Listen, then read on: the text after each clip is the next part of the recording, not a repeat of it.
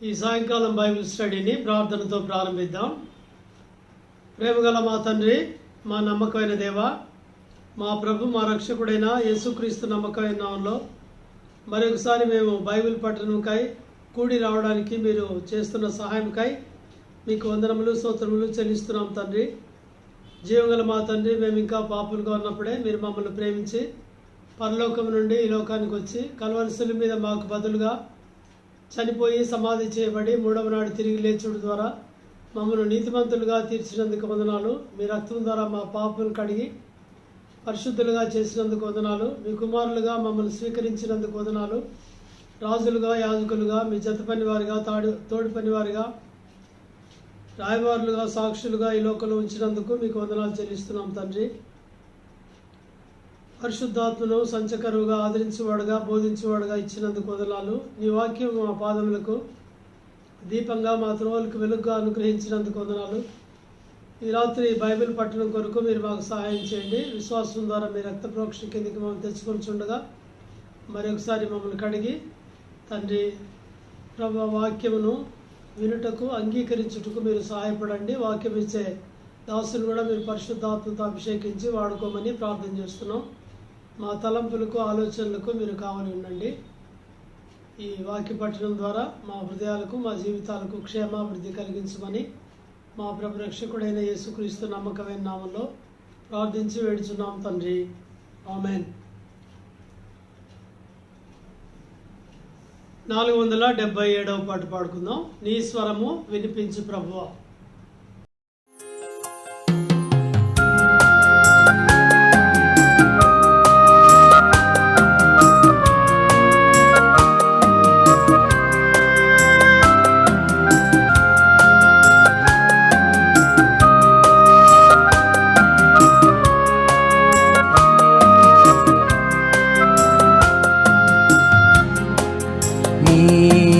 స్వరము వినిపించు ప్రభువా, నీ దాసుడాలకించును. నీ స్వరము వినిపించు ప్రభువా, నీ దాసుడాలకించును. నీ వాక్యమును నేర్పించు, దాని యందు నడచునట్లు నీతో. నీ వాక్యమును నేర్పించు, దాని యందు నడచునట్లు నీతో. నీ స్వరము వినిపించు ప్రభువా, నీ దాసుడాలకించును. నీ స్వరము వినిపించు ప్రభువా, నీ దాసుడాలకించును.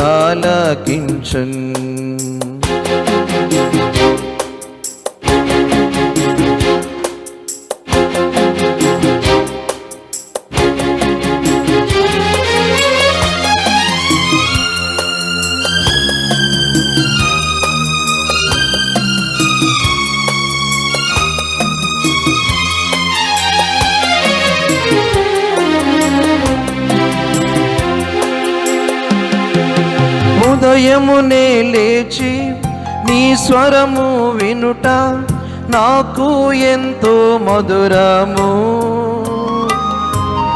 ఉదయమునే లేచి నీ స్వరము వినుట నాకు ఎంతో మధురము.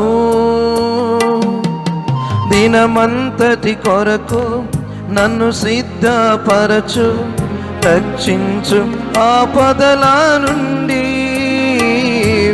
రక్షించు ఆపదల నుండి.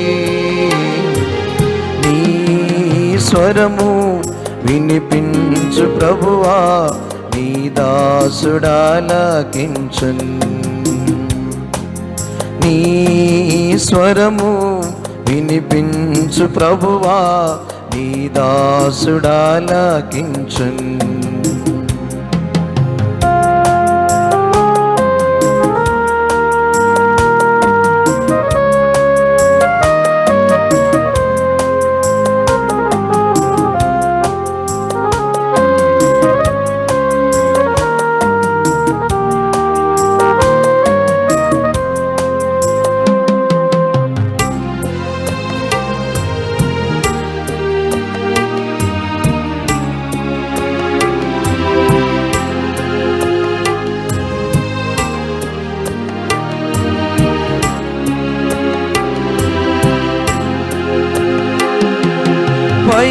భయభీతులలో తుఫానులలో నీ స్వరము వినిపించుము.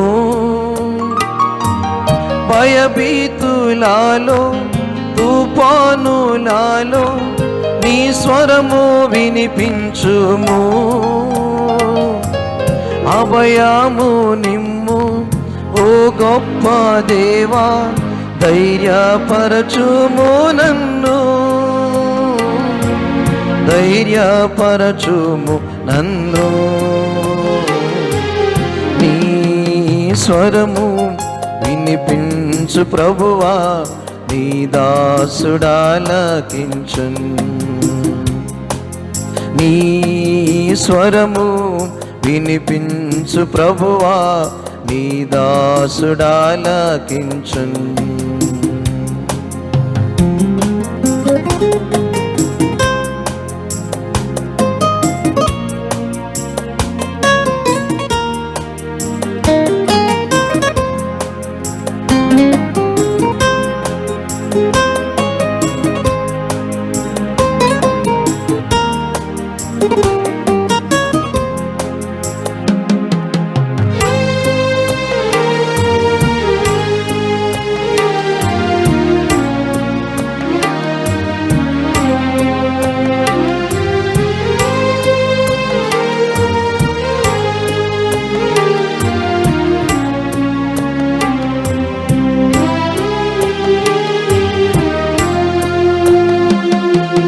నేర్చుకొన్నాను నా శ్రమల ద్వారా నీ వాక్యమును ఎంతో.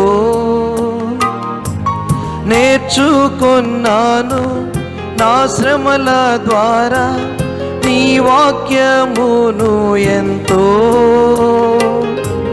నన్నుంచుము ప్రభువా నీ విశ్వాసతలో, నీ యందు నిలచునట్లుగా, నీ యందు నిలచునట్లుగా. నీ స్వరము వినిపించు ప్రభువా, నీ దాసుడాలకించున్. నీ స్వరము వినిపించు ప్రభువా, నీ దాసుడాలకించున్. నీ వాక్యమును నేర్పించు, దాని యందు నడచునట్లు నీతో. నీ వాక్యమును నేర్పించు, దాని యందు నడచునట్లు నీతో. నీ స్వరము వినిపించు ప్రభువా, నీ దాసుడాలకించున్. నీ స్వరము వినిపించు ప్రభువా, నీ దాసుడాలకించున్.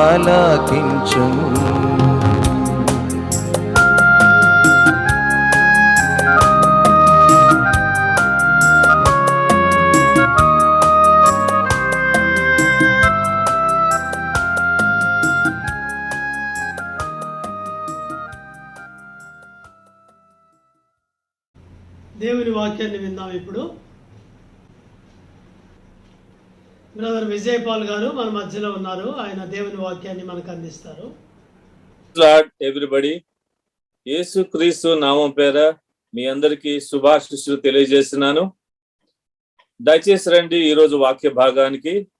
అపోస్తుల కార్యం 2వ అధ్యాయం 4వ వచనం. Acts 2nd chapter 4th verse. అపోస్తుల కార్యం 2వ అధ్యాయం 4వ వచనం. అందరూ పరిశుద్ధాత్మతో నిండిన వారై ఆ ఆత్మ వారికి వాక్శక్తి అనుగ్రహించిన కొలది అన్య భాషలతో మాటలాడసాగిరి. ఈరోజు మనం ధ్యానించుకునే అంశం పరిశుద్ధాత్మతో నింపబడుట అనే అంశం గురించి ఈరోజు మనం ధ్యానించుకుందాం. పరిశుద్ధాత్మ అనగా ఎవరు? మొదటి ప్రశ్న. రెండవది, యేసుక్రీస్తు విశ్వాసులకు పరిశుద్ధాత్మను ఉచితంగా ఎందుకు అనుగ్రహిస్తున్నారు? రెండవ అంశం. మూడవది, పరిశుద్ధాత్మ వలన విశ్వాసులకు కలిగే ప్రత్యేక ప్రయోజనాలు ఏమిటి? ఈ 3 అంశాల గురించి ఈరోజు మనం ధ్యానించుకుందాం. దయచేసి రండి. ప్రభు సహాయం కోసం చిన్న ప్రార్థన చేసుకుందాం. దయచేసి అందరూ కళ్ళు మూసి తలలు వంచండి. అత్యంత కృపా కనికరంలో మా తండ్రి, కృపానిధివైన దేవ ప్రభా, ఈ రోజునైనా మీ వాక్య భాగాన్ని ధ్యానించడానికి ప్రభా మేమంతా మీ సన్నిధిలో చేరి ఉన్నాం ప్రభా. అయా ఈ వాక్యాన్ని ధ్యానించే సమయంలో ప్రభా మా అందరికీ నైనా నీ వాక్యాన్ని చూసే కన్నులు ఇవ్వండి, వినే చెవులు ఇవ్వండి ప్రభా. లోబడి మనసు దయచేయండి, నీ వాక్యాన్ని గ్రహించే హృదయాన్ని దయచేయండి ప్రభా.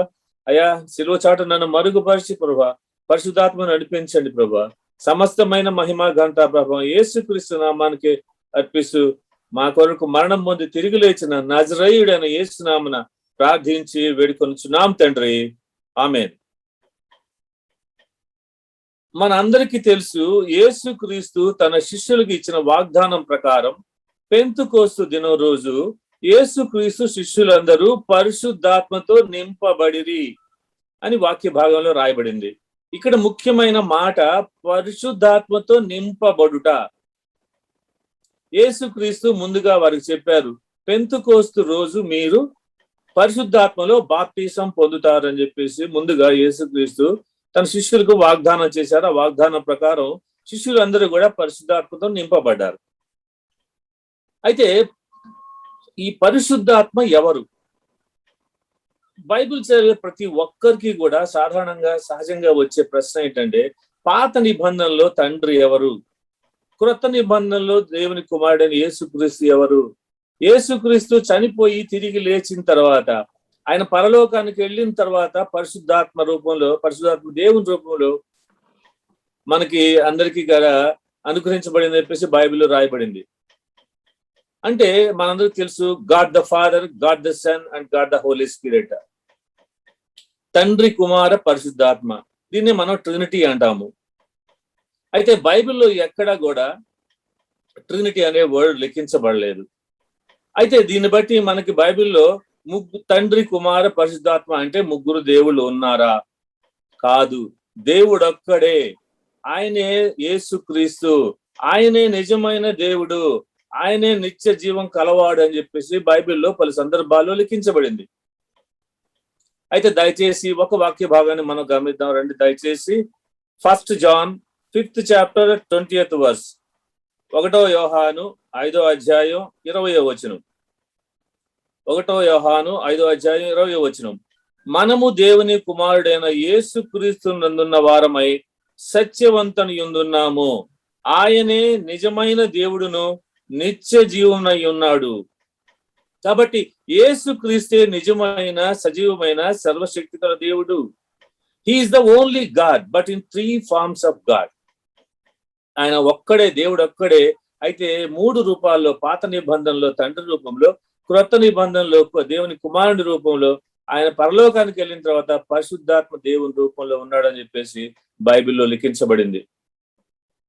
అయితే ఈ ముగ్గురు ఒక్క దేవుడే అనే దానికి బైబిల్లో యేసుక్రీస్తే చాలా సందర్భాలలో ఎన్నో విషయాలు మనకు తెలియజేశాడు. ఆయన ఒకసారి యూదులతో మాట్లాడుతూ, నేను తండ్రి ఏకమై ఉన్నామని చెప్పేసి స్వయంగా క్రీస్తు ప్రకటించాడు. John 10th chapter 30th verse, యోహాను 10వ అధ్యాయం 30వ వచనంలో ఇంగ్లీష్ లో చాలా క్లియర్ గా ఇవ్వబడింది. I and father are one అని చాలా వివరంగా ఇవ్వబడింది. అంటే నేను తండ్రి ఇద్దరము ఒకరే అని యేసుక్రీస్తు స్వయంగా చెప్పాడు. యోహాను సువార్త 10:30వ అధ్యాయం. నేను తండ్రియు ఏకమై ఉన్నామని వారితో చెప్పెను. సో యేసుక్రీస్తు డెలిబరేట్ గా చెప్తున్నాడు, ఫాదర్, పాత నిబంధన తండ్రి, క్రొత్త నిబంధన దేవుని కుమారుడు ఇద్దరం ఒకరే అని చెప్పేసి యేసుక్రీస్తు స్వయంగా చెప్పాడు. అదేవిధంగా పరిశుద్ధాత్మ, ఆయన పరలోకి వెళ్ళిన తర్వాత విశ్వాసులకు అనుగ్రహించడం పరిశుద్ధాత్మ కూడా క్రీస్తు ఆత్మే అని బైబిల్లో లిఖించబడింది. ఆ మాట దయచేసి రండి. 1 పేతురు 1వ అధ్యాయం 10-11 వచనాల్లో ఆ భాగం లిఖించబడింది. దయచేసి రండి. 1 పేతురు 1వ అధ్యాయం 10 నుండి 11. 1 Peter 1st chapter 10th to 11th verses లో ఈ మాట రాయబడింది. మీకు కలిగిన కృపను గూర్చి ప్రవచించిన ప్రవక్తలు ఈ రక్షణను గూర్చి పరిశీలించుచు తమ యందు ఉన్న క్రీస్తు ఆత్మ. సో ఈ మనలో ఉన్న పరిశుద్ధాత్మ is nothing but spirit of Jesus Christ. ఈ క్రొత్త నిబంధనలో క్రీస్తు ఆత్మ పరిశుద్ధాత్మ అని లిఖించబడింది, కానీ పాత నిబంధనకు వచ్చేప్పటికి దేవుని ఆత్మ అని లిఖించబడినట్టు మనం అందరికీ తెలుసు. అయితే ఇక్కడ ప్రశ్న ఏంటంటే, ఒక వ్యక్తి రక్షించబడి పరలోకంలో ప్రవేశించాలంటే తండ్రి కుమార పరిశుద్ధాత్మల అవసరం ఉందా? Again I will repeat. ఒక వ్యక్తి రక్షించబడి పరలోకానికి చేరాలంటే ఆ తండ్రి కుమార పరిశుద్ధాత్మ అవసరం ఉందా అంటే ఆన్సర్ ఈజ్ ఎస్. ఎందుకంటే యేసుక్రీస్తు స్వయంగా చెప్పాడు యూదులకు ఒకానొక సందర్భంలో, నన్ను పంపిన వాని తండ్రి ఒకరిని ఆకర్షించితే కాని ఎవడును నా యొద్దకు రాలేడు అని చెప్పేసి యేసుక్రీస్తు స్వయంగా చెప్పాడు. ఈ మాట యోహాను సువార్త 6వ అధ్యాయం 44వ వచనంలో ఇవ్వబడింది. John gospel 6th chapter 44 verse. యోహాను సువార్త 6వ అధ్యాయం 44వ వచనంలో ఈ మాట రాయబడింది, నన్ను పంపిన తండ్రి వానిని ఆకర్షించితే కాని ఎవడును నా యొద్దకు రాలేడు. This is the part of God the father. అయితే మనందరికి తెలుసు, ఎప్పుడైతే యేసుక్రీస్తును మనం నిజమైన సజీవమైన సర్వశక్తి గల దేవునిగా మనం మన నోటితో ఒప్పుకొని దేవుడు మృతుల నుండి క్రీస్తును తిరిగి లేపినని మన హృదయంలో విశ్వసిస్తే అప్పుడు క్రీస్తు శిలువలో కాచిన అమూల్యమైన రక్తం ద్వారా మన పాపాల నుండి మనం విమోచించబడ్డాం. కాబట్టి కుమారుడైన యేసు క్రీస్తు ద్వారా, ఆయన శిలువలో కాచిన అమూల్యమైన రక్తము ద్వారా మన పాపాలన్నీ కూడా క్షమించబడినాయి.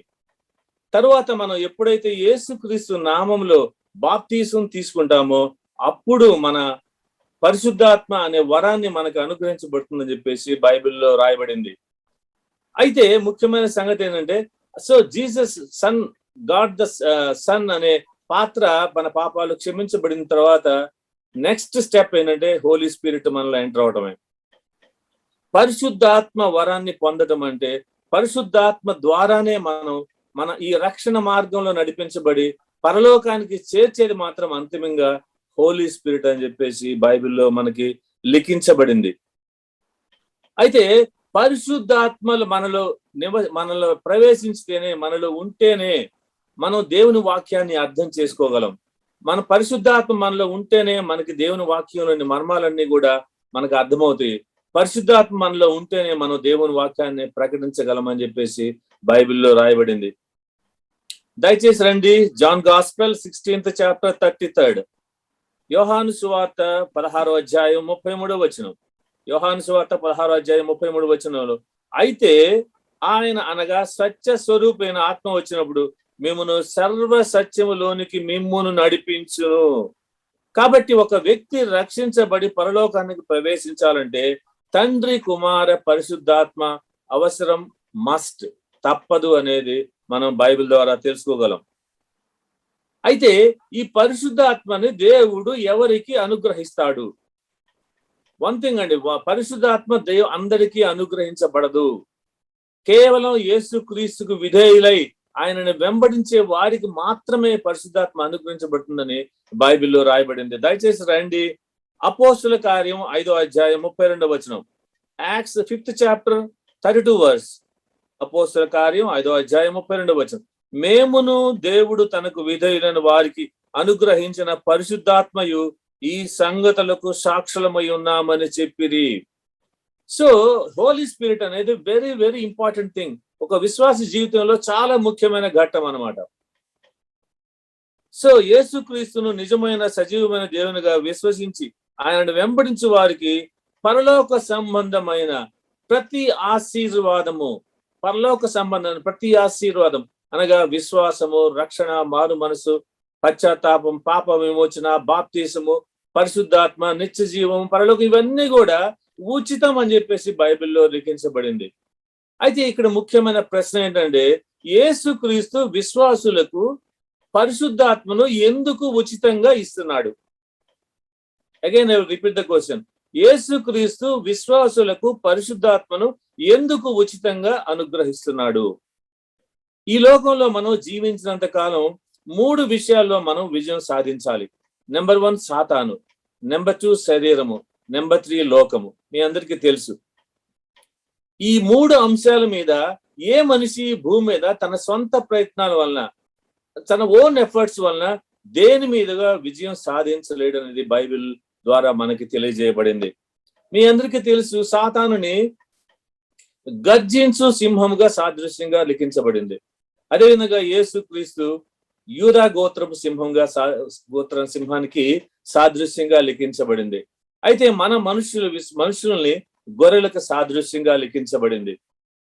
మా అందరికీ తెలుసు, గొర్రె ఏ విధంగా సింహం మీద విజయం సాధించలేదు, ఏ విశ్వాసి కూడా పరిశుద్ధాత్మ లేకుండా సాతాను మీద విజయం సాధించలేడు. That is number 1. నెంబర్ 2, శరీరము. మన అందరికీ తెలిసిన విషయం అంటే, చేపలు సముద్రంలో ఈదటం వాటి సహజ లక్షణం, పక్షులు ఆకాశంలో ఎగటం వాటి సహజ లక్షణం. అలానే పాపం చేయటం శరీరం యొక్క సహజ లక్షణం. ఏ రోజైతే ఆదాము అవ్వలు దేవుని ఆజ్ఞను అతిక్రమించి పాపం చేశారో, ఆ రోజు ఆదాము అవ్వల పరిశుద్ధ శరీరం పాప శరీరంగా మారిపోయింది. ఆ పాప శరీరమే మన అందరికీ కంటిన్యూ అవుతూ వస్తుంది.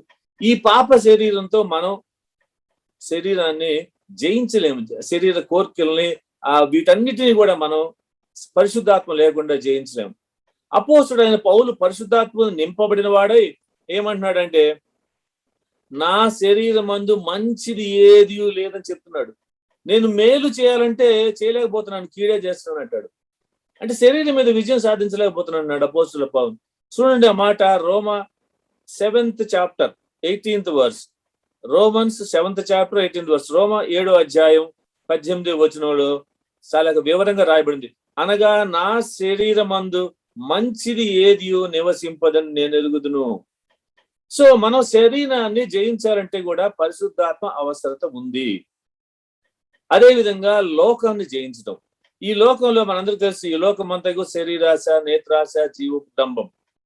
ఈ లోకంలో ప్రతి ఒక్క మనిషి కూడా పదవుల కోసం, హోదాల కోసం, ధనాశ, ధనాపేక్ష కోసం రకరకాల విషయమే వాటిని వెంబడిస్తూ ఉంటారు.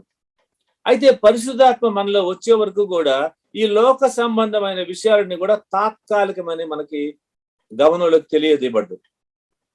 నా యంగర్ బ్రదర్ స్మైల్స్ ఒక ప్రైవేట్ బ్యాంక్ లో నెంబర్ 1 పోస్ట్ లో ఉన్నాడు. నెంబర్ 1 శాలరీ, నెంబర్ 1 హౌస్ కలిగి ఉన్నాడు.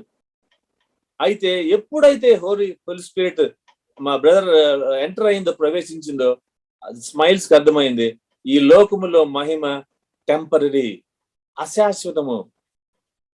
నా పౌరస్థితి పరలోకముందని పరిశుద్ధాత్మ ద్వారా తెలియజేయబడి turn to God and serving God, word of God. So ఈ లోకాన్ని జయించడం కూడా చాలా కష్టం పరిశుద్ధాత్మ లేకుండా. పరిశుద్ధాత్మ వలనే మనం ఈ లోకం నుండి బయటికి రాగలుగుతాం అనమాట. సో సాతానుని జయించాలన్నా, శరీరాన్ని జయించాలన్నా, లోకాన్ని జయించాలన్నా వీ నీడ్ హోలీ స్పిరిట్. దేవుడికి తెలుసు వీళ్ళు నరులు మాత్రమే, శరీరం మనం అందరం బలహీనులమని యేసుక్రీస్తు తెలిసి ఆయన మనకి ఉచితంగా ఇచ్చిన supernatural power is holy God of holy spirit. ఈ హోలీ స్పిరిట్ లేకుండా, ఈ పరిశుద్ధాత్మ లేకుండా మనం సాతాను మీద జయించలేము, శరీరం మీద జయించలేము, నెక్స్ట్ ఈ లోకం మీద జయించలేము. అయితే ముఖ్యమైన విషయం ఏంటంటే, ఈ పరిశుద్ధాత్మ మన హృదయంలో నింపబడితేనే, ఇక్కడ మాట ఇంపార్టెంట్ అంటే holy spirit should be filled. నింపబడాలి. నింపబడితేనే మనం వీటి మీద జయించగలం. ఈ నింపబడకుండా, పరిశుద్ధం లేకుండా, నింపబడకుండా మనం వీటి మీద జయించలేమని బైబిల్ ద్వారా మనం తెలుసుకోగలుగుతున్నాం. అయితే what are the special powers of holy spirit? ఈ దేవుడు మనకు అనుగ్రహించిన పరిశుద్ధాత్మ యొక్క ప్రత్యేకమైన శక్తులు ఏమున్నాయి అని చెప్పేసి ఈరోజు ఆ అంశం గురించి ధ్యానించబోతున్నాం. What are the special powers? పరిశుద్ధాత్మకున్న ప్రత్యేకమైన శక్తులు ఏంటి? అయితే ముఖ్యమైన మొదటి మాట ఏంటంటే, పరిశుద్ధాత్మ మనలో నింపబడితే మనము శక్తి కలిగి ఉంటాము. we will be filled with great power అని చెప్తున్నాడు బైబిల్లో. దయచేసి రండి, అపోస్తుల కార్యం 1వ అధ్యాయం 8వ వచనం. అపోస్తుల కార్యం 1వ అధ్యాయం 8వ వచనం. Acts 1st chapter 8th verse. అపోస్తుల కార్యం 1వ అధ్యాయం 8వ వచనం. అయినను పరిశుద్ధాత్మ మీ మీదకి వచ్చినప్పుడు మీరు శక్తి పొందుదురు. మనకి ఒక వండర్ఫుల్ ఎగ్జాంపుల్ బైబిల్లో ఇవ్వబడింది. అపోస్తుడైన పౌలు దమస్కు పోయే దారిలో క్రీస్తు ప్రత్యక్షతను కలిగి ఉన్నాడు. తరువాత అననీయ ద్వారా పరిశుద్ధాత్మతో నింపబడినట్టు బైబిల్లో రాయబడింది. దయచేసి చూడండి, అపోస్తుల కార్యం 9వ అధ్యాయం 17వ వచనంలో అపోస్తుడైన పౌలు పరిశుద్ధాత్మతో నింపబడ్డాడు. పరిశుద్ధాత్మతో నింపబడటం వలన తనకు వచ్చిన స్పెషల్ పవర్ ఏంటి, ఆ పరిశుద్ధాత్మకు ఉన్న ఎంత శక్తి ఉందనే దానికి బైబిల్లో చాలా ఎగ్జాంపుల్స్ ఉన్నాయి. మనం ఒక ఎగ్జాంపుల్ పాత నిబంధన నుండి, ఒక ఎగ్జాంపుల్ క్రొత్త నిబంధన నుండి మనం ధ్యానించుకుందాం. సో పాత నిబంధనకు వచ్చేటప్పటికి సంసోను ఒకరోజు నడుస్తూ వచ్చినప్పుడు తనకి సింహం ఎదురైనట్టు బైబిల్లో రాయబడింది. ఒక సాధారణ మానవుడు సింహాన్ని ఎదుర్కొనటం, చంపడం అనేది అసంభవం. అయితే బైబిల్లో రాయబడిన విషయం ఏంటంటే, సంసోను ఆ సింహాన్ని మేక పిల్లను చీల్చినట్టు బైబిల్లో లిఖించబడింది. దయచేసి రండి, న్యాయాధిపతులు 14వ అధ్యాయం 5-6 వచనాలు.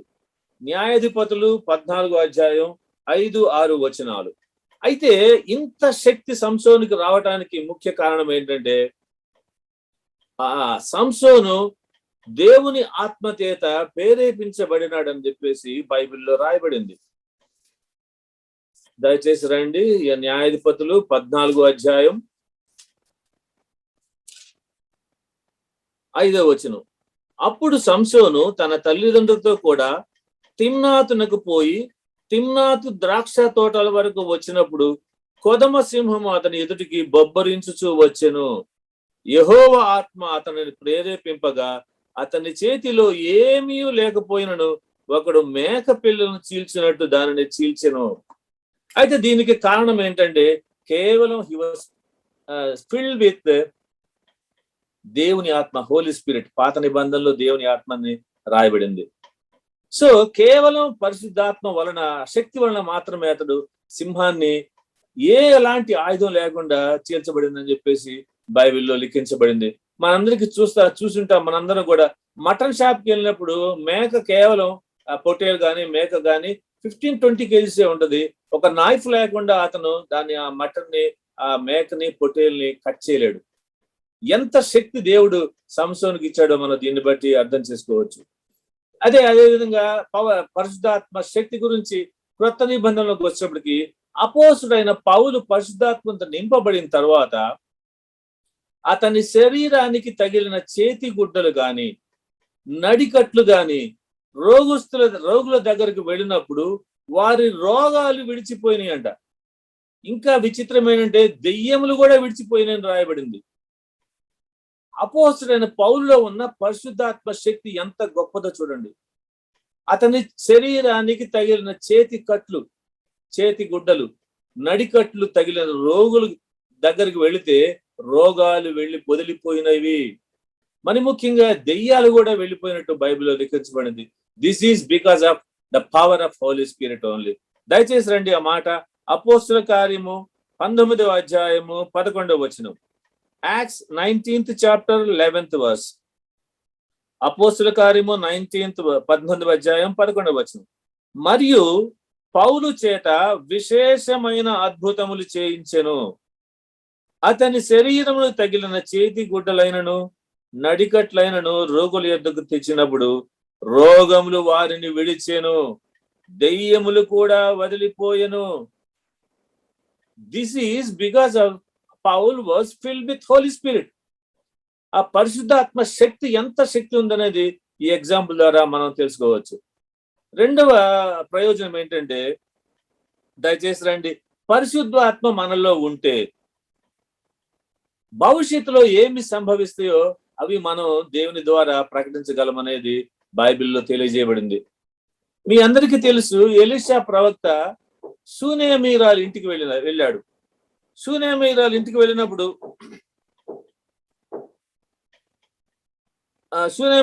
వెళ్ళినప్పుడు అక్కడ ఒక స్త్రీ తనకి తన ఇంటి మీద మేడ గది కట్టించి తనకి అక్కడ మంచము, స్టూలు, బల్ల, దీపం అరేంజ్ చేసింది. అరేంజ్ చేసినప్పుడు ఒక రోజు ఎలీషా ఆ స్త్రీని పిలిచి, అమ్మా ఏంటి మాకు ఇంత పరిచయం చేస్తున్నారు, ఏంటి మీ కోరిక ఏంటి అని అడిగినప్పుడు ఆవిడ చెప్పిన సమాధానం ఏంటంటే, అయ్యా నాకు కుమారులు లేరు అని చెప్పేసి చెప్పింది. వెంటనే ఎలీషా ఏం చెప్పాడంటే, అమ్మా మీదటికి ఇదే సమయంలో నీకు కుమారుడు కలుగుతాడని చెప్పేసి ఎలీషా ప్రవచించినట్టు మనం బైబిల్లో చూడగలం. అంత అద్భుతం భవిష్యత్తులో జరిగేది. నెక్స్ట్ ఇయర్ అని చెప్తున్నాడు, ఇదే సమయం టైం చెప్తున్నాడు, జెండర్ కూడా చెప్తాడు, కుమారుడు కలుగుతాడని చెప్పేసి చెప్పగలిగాడు. కారణం ఏంటంటే ఎలీషా 2 ఆత్మలు కలిగిన వ్యక్తిగా మనం బైబిల్లో చూడగలం. దయచేసి రండి ఆ మాట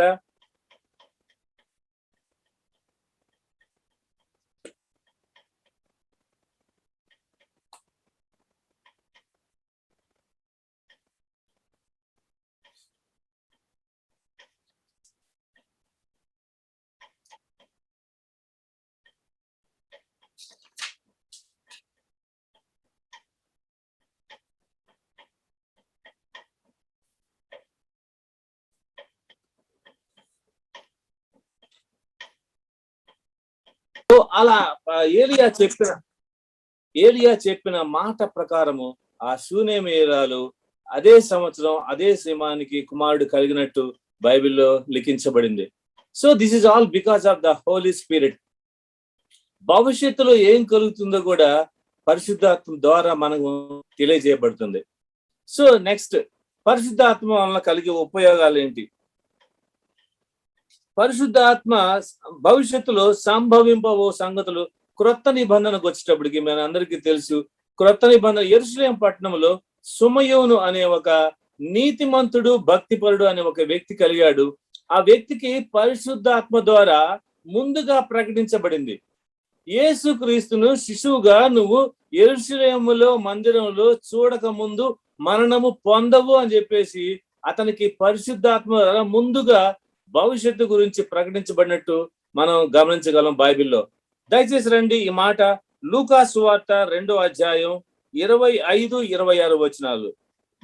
Luke gospel 2nd chapter 25th and 26.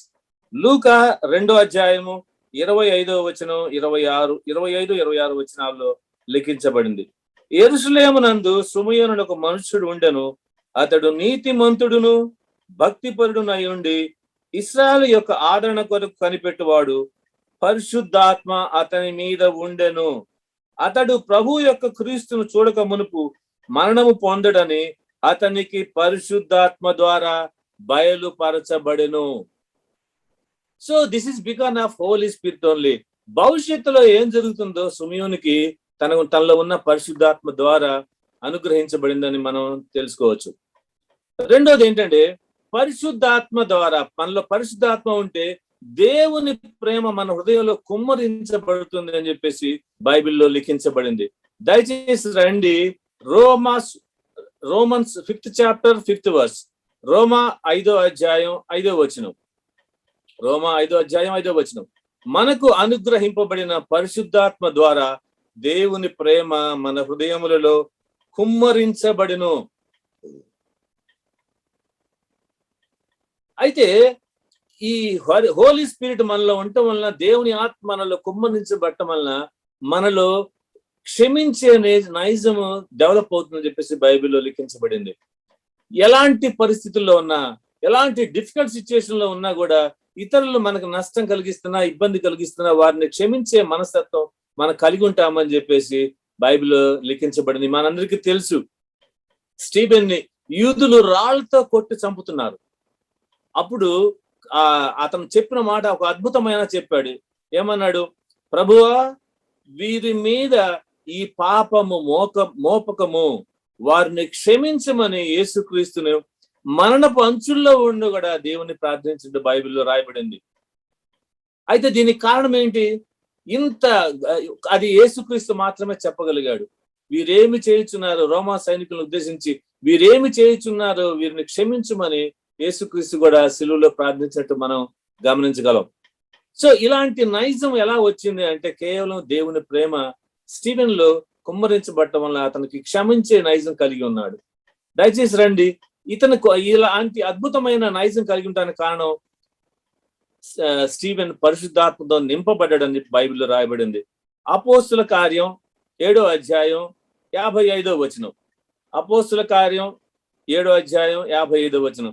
Acts 7th chapter 55th verse. అయితే అతడు పరిశుద్ధాత్మతో నిండుకొనిన వాడై ఆకాశం వైపు తేరి చూచి.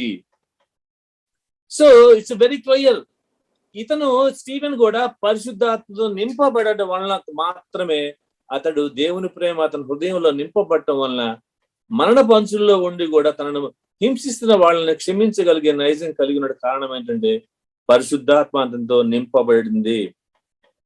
ఇంకొక ఫ్యాక్టర్ ఏంటంటే పరిశుద్ధాత్మ మనలో ఉంటే మనకి ధైర్యం కలుగుతుందని బైబిల్లో లిఖించబడింది. మన అందరికీ తెలుసు, యేసుక్రీస్తు శిష్యుల్లో ప్రథమ శిష్యుడు పేతురు. ఈ పేతురు దుందుడుకు పేతురు అని మనందరికీ తెలుసు.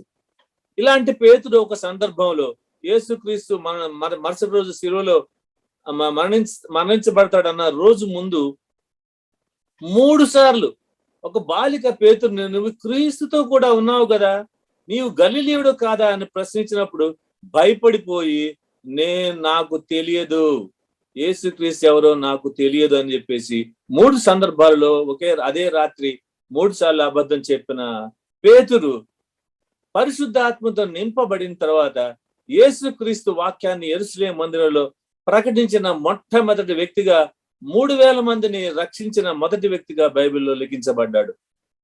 పేతురు చేస్తున్న వాక్య పరిచర్యని అతనికున్న ధైర్యాన్ని చూచి యూదులు ఆశ్చర్యపోయారని చెప్పేసి బైబిల్లో రాయబడింది.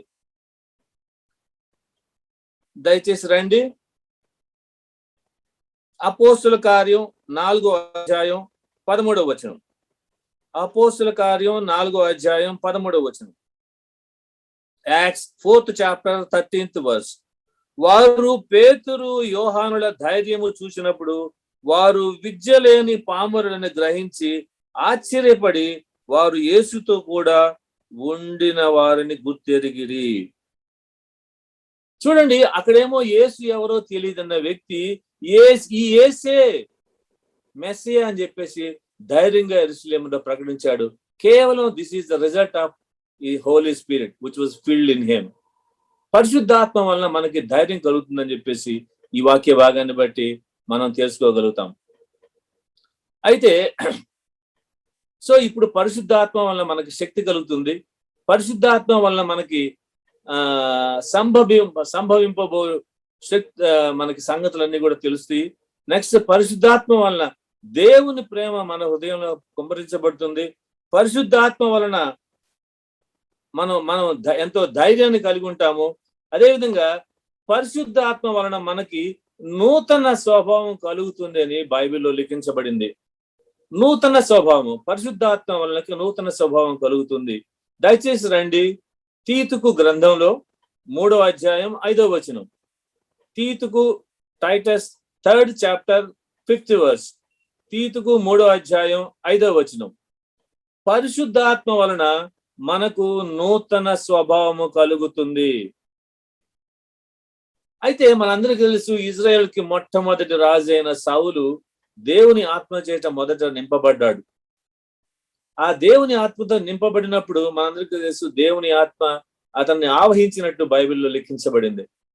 ఒకనొక సందర్భంలో ఫిలిప్తీయులతో యుద్ధానికి బయలుదేరుతూ దేవుని సన్నిధికి వచ్చి అతను ప్రార్థించాడు.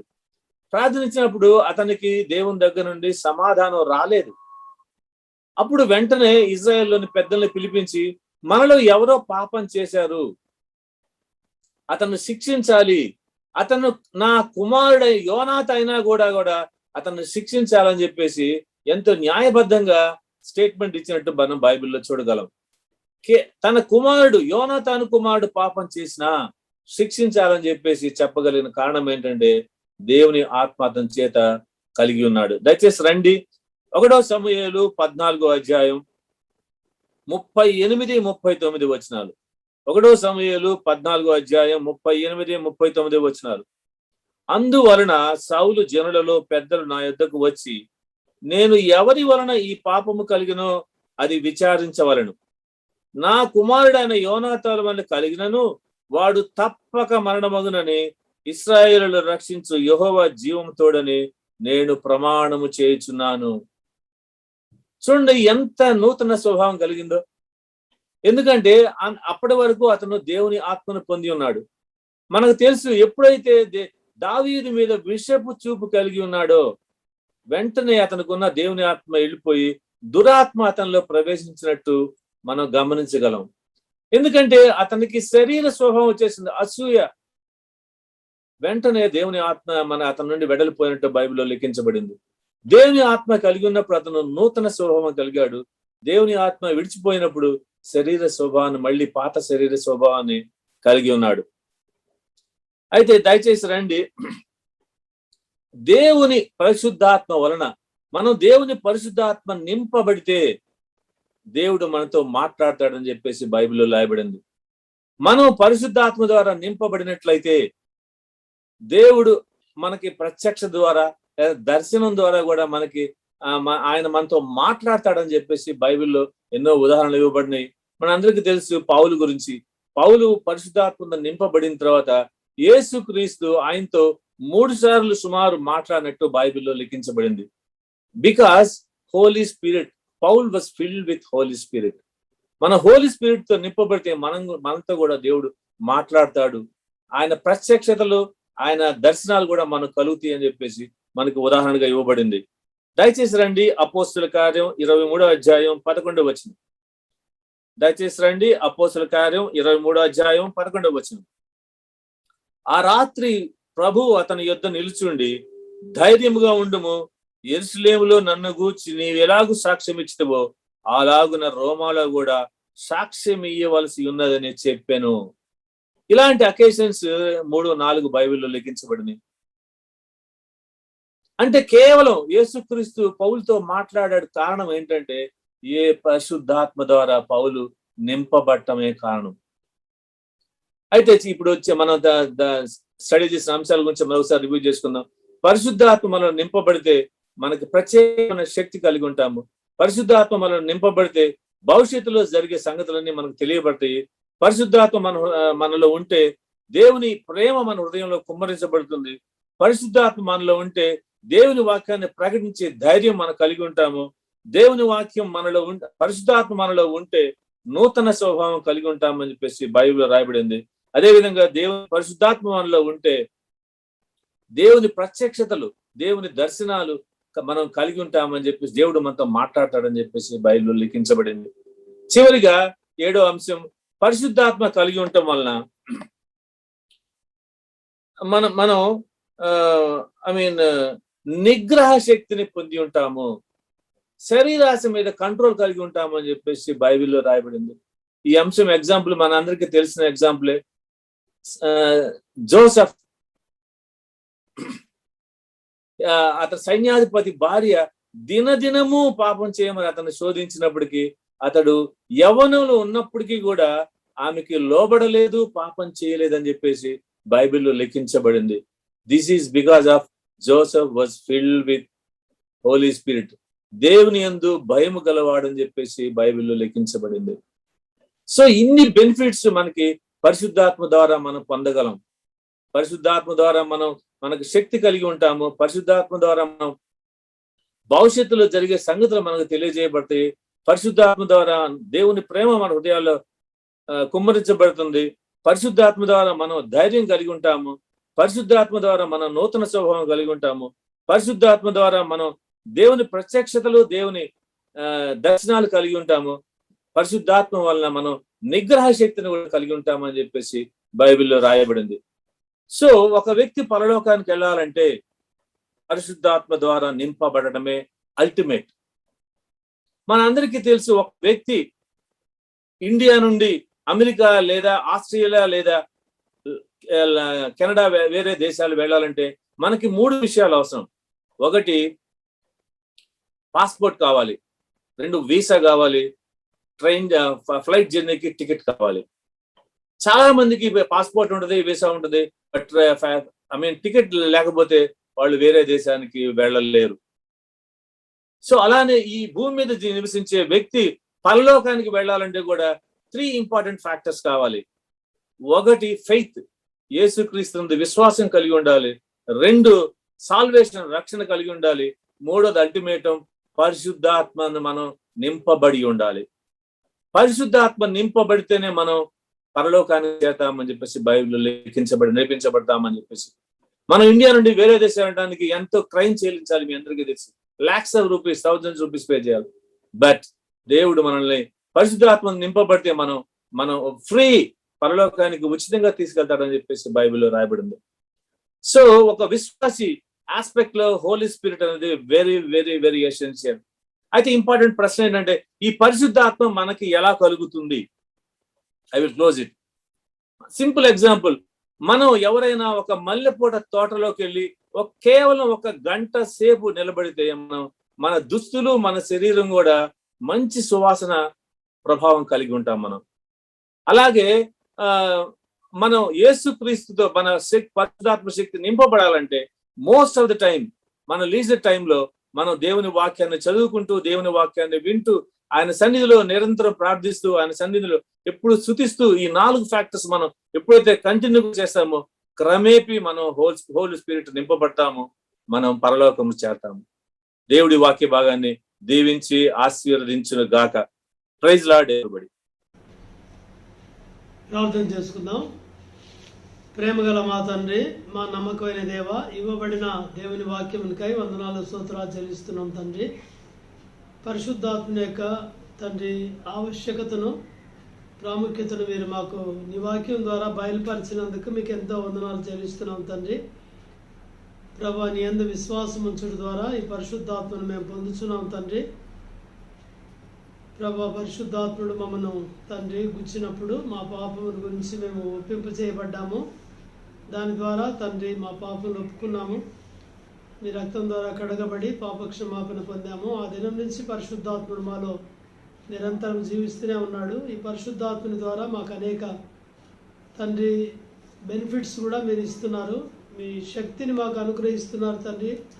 మీ బలాన్ని ఇస్తున్నారు సాక్ష్యం ఇవ్వడానికి అపోస్తలుల కార్యాలు 1:8 ప్రకారము. అలాగే దేవుని ప్రేమ మా హృదయాల్లో పరిశుద్ధాత్మ ద్వారా కుమ్మరించబడింది. దీని ద్వారా ఇతరులను ప్రేమించుటకు మాకు మీరు సహాయం చేస్తున్నారు. అలాగే ధైర్యమును కూడా ఇచ్చారు తండ్రి, సువార్తను ప్రకటించడానికి. పేతురు అలాగూ ధైర్యంగా ప్రకటించగలిగాడు. నూతన స్వభావం కూడా సౌలుకి ఇచ్చినట్టు మాకు కూడా అనుగ్రహిస్తున్నారు తండ్రి పరిశుద్ధాత్మని ద్వారా. తండ్రి, పరిశుద్ధాత్మని ద్వారా మీరు మాతో అనుక్షణము మాట్లాడుతున్నారు. పౌలుతో మాట్లాడినట్టుగా మమ్మల్ని తండ్రి మాకు సహాయం చేస్తున్నారు పరిచర్యలో. దాన్ని బట్టి వందనాలు. ఇంద్రియ నిగ్రహ శక్తి కూడా ఇస్తున్నారు తండ్రి పరిశుద్ధాత్మని ద్వారా. యేసపు పాపాన్ని జయించినట్టుగా మాకు సహాయం చేస్తున్నారు. మేము వీటిని ఎక్సర్సైజ్ చేయడానికి, అభ్యాసం చేయడానికి మాకు సహాయం చేయమని ప్రార్థన చేస్తున్నాం. ఎల్లప్పుడూ పరిశుద్ధాత్మ చేత పూర్ణలై ఉండడని పౌలు హెచ్చరిస్తున్నాడు. కాబట్టి పరిశుద్ధాత్మ యొక్క నింపుదల మాకు ఎల్లప్పుడూ అనుగ్రహించండి. ఆయన మాలో ఉన్నాడని విశ్వాసము దయచేయండి. అలాగే మేము ప్రభా మా రెస్ట్ ఆఫ్ ద లైఫ్ అంతా కూడా నీ కొరకు జీవించినట్లుగా మాకు సహాయం చేయమని ప్రార్థిస్తున్నాం. పరిశుద్ధాత్మను దుఃఖపెట్టకుండా, ఆర్పకుండా మేము జాగ్రత్త వహించుటకు మాకు సహాయపడండి. ఈ దాసుని కూడా మీరు అభిషేకించి మీరు వాడుకున్నారు బ్రదర్ విజయపాల్ని మా మధ్యకి తెచ్చి. దాన్ని బట్టి వందనాలు. తెనాలి ఆయన పరిచర్యను ఆస్వాదించండి. డోర్తా ఆంటీ బట్టి వందనాలు. పెద్ద వయసులో మీరు ఇంకా తోడుగా ఉండి సహాయం చేస్తున్నారు. స్మైల్స్ వారి కుటుంబాన్ని కూడా మీరు ఆస్వాదించమని ప్రార్థన చేస్తున్నాం. పిల్లలు కుటుంబంతో చేస్తున్న పరిచర్యను దీవించి ఆస్వాదించండి. ఈ పరిచర్యను నిత్యత్వం వరకు జ్ఞాపకం చేసుకోమని ప్రార్థన చేస్తున్నాం. ఇంతవరకు మీ సన్నిధి మాకు ఇచ్చినందుకు వందనాలు చెల్లిస్తూ, మా ప్రభు మా రక్షకుడైన యేసుక్రీస్తు నమ్మకమైన బలమైన శక్తిగల నామంలో ప్రార్థించి నమ్మి వేడుచున్నాం తండ్రి. ఆమేన్. మన తండ్రి అయిన దేవుని ప్రేమ, ప్రభువైన యేసుక్రీస్తు వారి యొక్క కృప, పరిశుద్ధాత్మ యొక్క అన్యోన్య సహవాసము మనందరికీ ఎల్లప్పుడూ తోడుగా ఉండును గాక. ఆమేన్. ప్రైజ్ ది లార్డ్ అందరికీ.